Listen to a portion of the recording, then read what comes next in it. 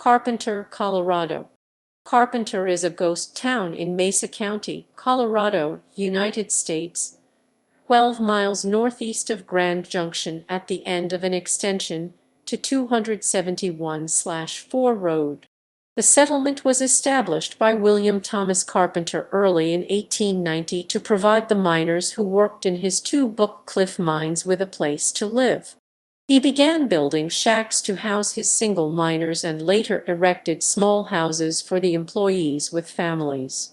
As a result of the town's rapid growth, a request to the U.S. Post Office to establish a branch there in June 1890 was quickly obliged, and the community was officially dubbed Carpenter. However, the town never attained a population of over 50, and the post office closed after 1 year. After the closure of its post office, Carpenter built a company store and a combination boarding house/restaurant. Book Cliff Company stonecutters and masons constructed several buildings and many foundations at Carpenter, using stone from the company quarry near the cliffs. One of the finest examples of a building made of Book Cliff sandstone is the Fruita, Colorado Catholic Church. Several years of prosperity followed the arrival of the Little Book Cliff Railway at the town site in 1892. Carpenter began to formulate big plans for his village.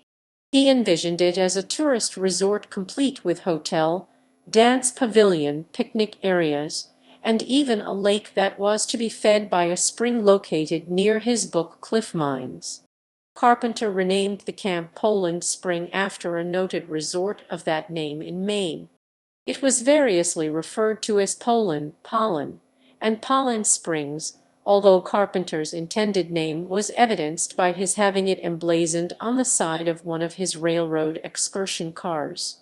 The resort plans were never completed because Carpenter went broke shortly after the Panic of 1893. Isaac Chauncey Wyman, a wealthy Massachusetts investor, became the next owner of the Book Cliff Company.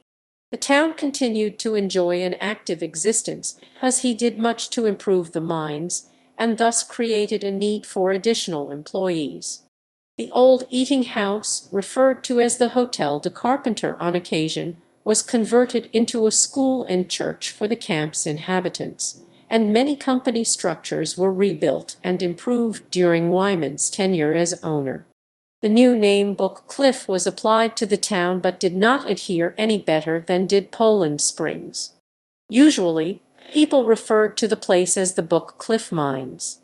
The town reached its zenith and then began a gradual decline following Wyman's death in 1910.